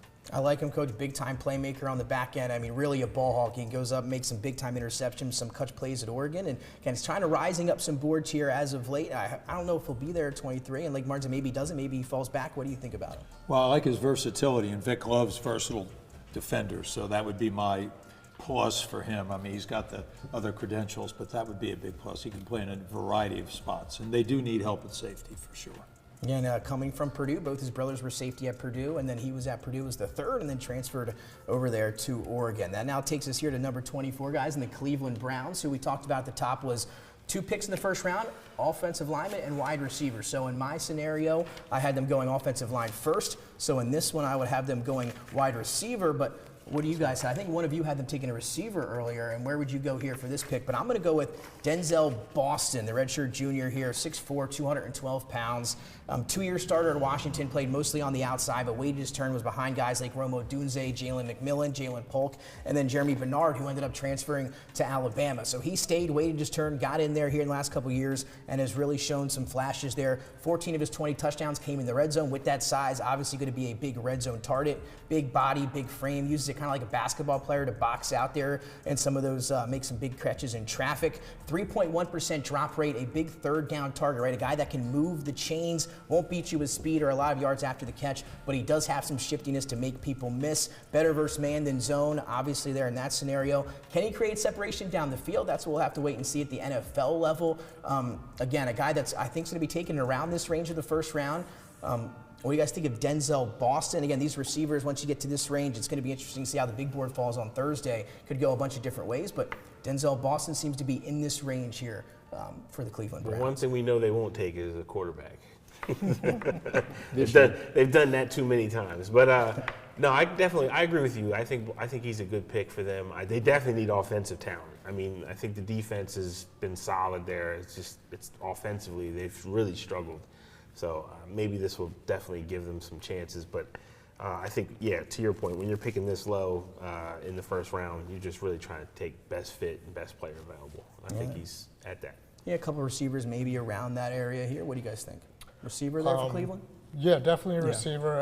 I like Denzel Boston. He kind of reminds me a little bit of Alshon Jeffrey, not the fastest guy, not a big separation guy, but he'll go up and get those 50-50 balls, and he can be a red zone weapon. So I think he would be a good pick. And Martin, now there's been some chatter about the relationship between Howie and somebody at Washington. I guess are really good friends. One of the leaders in that Washington program. Is there a link there with Denzel Boston to potentially the Eagles? Have you heard anything on that front? I have not. Yeah, I don't know if I want to. I wouldn't be surprised if they scout him pretty closely, because he would be someone they would consider definitely. Yeah, it's going to be interesting to see what the Eagles do on Thursday. So I'm looking forward to it. Very much so. Coach Denzel Boston. I like his dimensions, and I think he's actually better in zone than he is in man. He can't create separation against man, so he's going to be a pretty good zone, and he's obviously good in the red zone, and everybody needs a big receiver in the red zone. Yes, they do. That's for sure. Mike Evans will be doing that for your team this year here in the San Francisco 49ers. Let's now head to the 25th pick in the Chicago Bears. If Miami can get him the ball. Again, could use a bunch of different things. They can maybe go offensive line. They definitely need an edge rusher, though, so that's where I'm going to go with this one. And once you get to this part of the end of the first round here, there are about 10 guys as edge rushers that you could, it's again, pick whatever you like the best. In my opinion here, I've got a guy that might be a little bit early in some people's eyes, but that's Malachi Lawrence, the edge rusher out of Central Florida. The closing speed that he has coming off the edge, I mean, when he sees you in his sights, it's like he's a predator catching his prey. He tracks you down, able to bring you down. He's got that bend. He's rising up a little bit here as of late, but again, 25 is probably the earliest I've seen him, and that's where I have him going here. I'm going to go with Malachi Lawrence here to the Chicago Bears. They need an edge. Again, multiple guys to choose from here in this scenario. You got Cassius Howe, Keldrick Falk, some of those other guys, but I'm going to go here with Malachi Lawrence. I think he tested well, and that's why he's rising late. He did make some plays at some big moments. His deficit is he's not a particularly good tackler.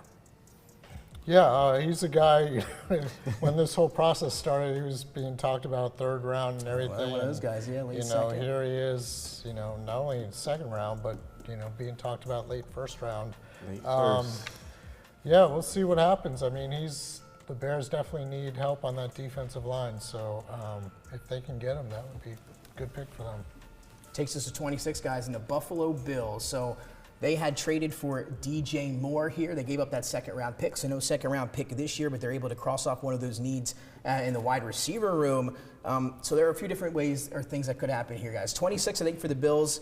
Obviously need a few things, but I wouldn't be shocked if they traded out of this spot, and this is where we see Arizona jump back in and take Ty Simpson. They've been linked there. They've had his visit with Ty Simpson. They apparently like Ty Simpson. I have them coming back in at some point here between 26 and 32 and making a move for Ty Simpson. I think Buffalo would be the right spot here. I think they'd be willing to maybe trade out of this spot, and I think that's where we see Arizona take Ty Simpson. But if Buffalo does stay put, I think I have them taking Keldrick Falk, the edge out of Auburn. Again, another one of these pass rushers with high expectations, but lacking the production that you wanted to see out of them coming into last year. A guy coming into maybe this season where he thought he was going to be an early or mid half of the first round pick here for Keldrick Falk, but the season just didn't turn out the way that maybe he would have liked it to. But again, you saw what he put on tape from a few years ago, and he's got the the measurements, everything like that. So maybe he's the guy here, 26 to the Buffalo Bills. Again, one of these edge rushers where, again, all of them, they're going to be bunched up. It's who you like the best, and we'll take Falk here to the Bills or the trade out to Ty Simpson. What do you guys think? Trade out.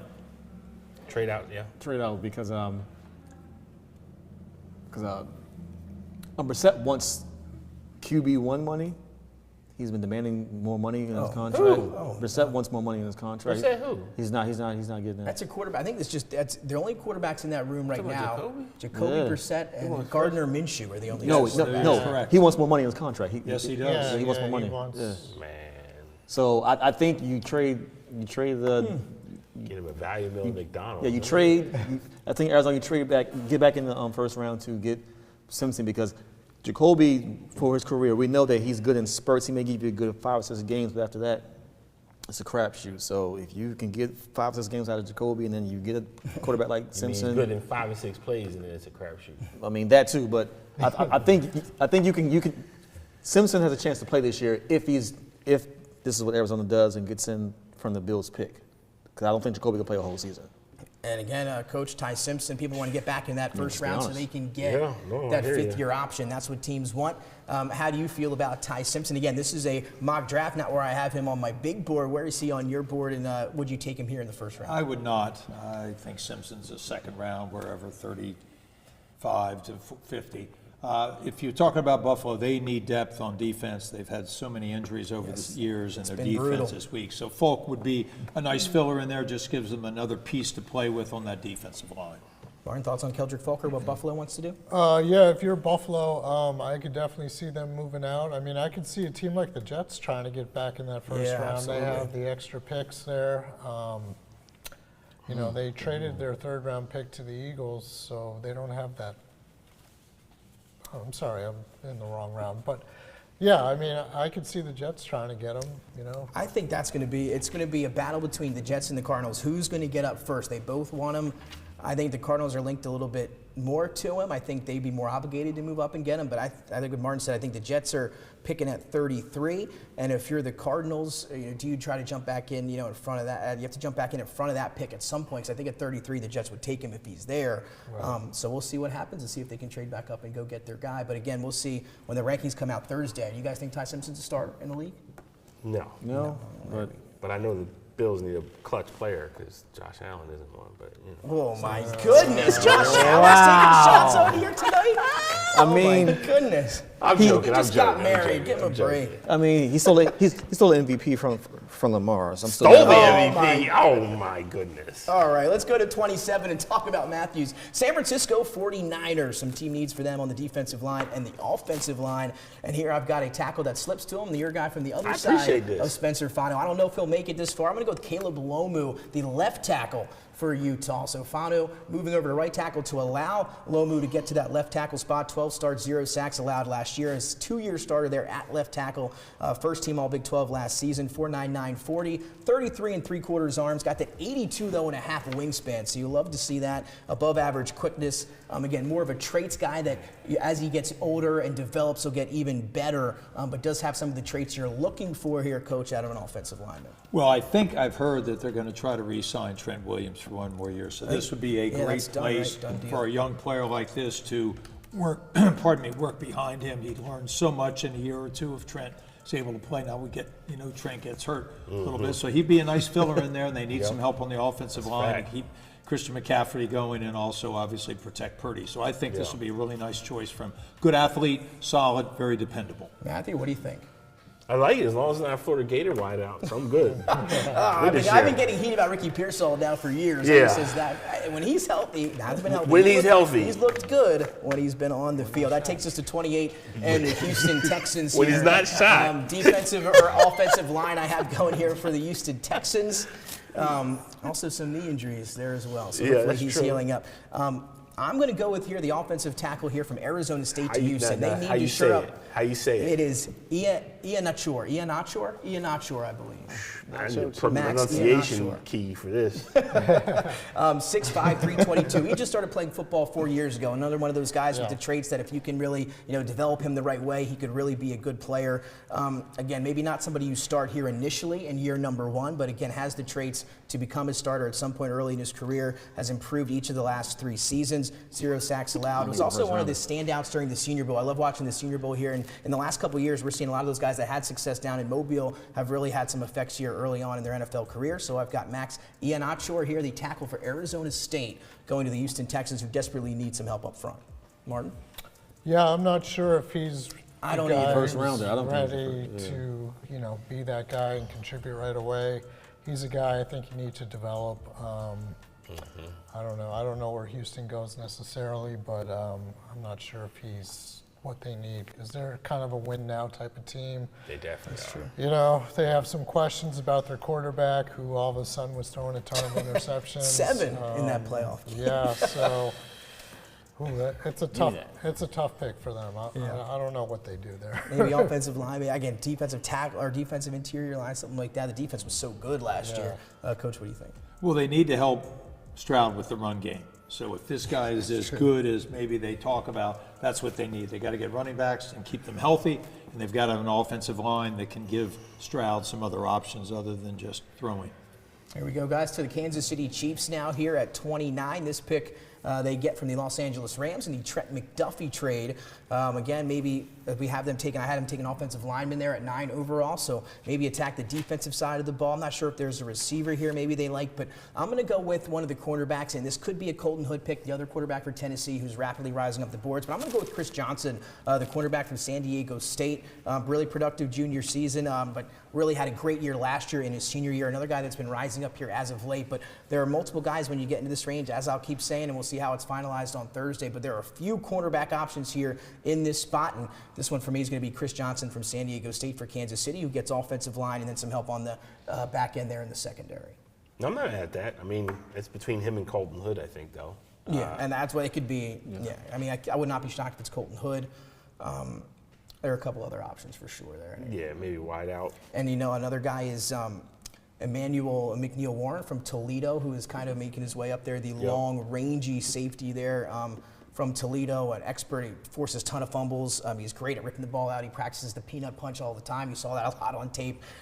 Maybe not as skilled in coverage there, played at Toledo, so you're not sure about the testing and all that stuff, but he was great for them. And Toledo's had 4 players drafted in the last 5 years, so they're a team that's kind of developed them. And your guy, Quinyon Mitchell, who you loved coming out last year, was 2 years, was a big pick back when he came out. And then we'll see what happens there. But that's who I have, Chris Johnson there going to Kansas City. So now that'll take us to 30. And Miami, and guys, is the pick they get from the Denver Broncos. And again, they could go anywhere with this pick at number 30. And I'm going to go with a guy that coming into last year was a top 10 pick.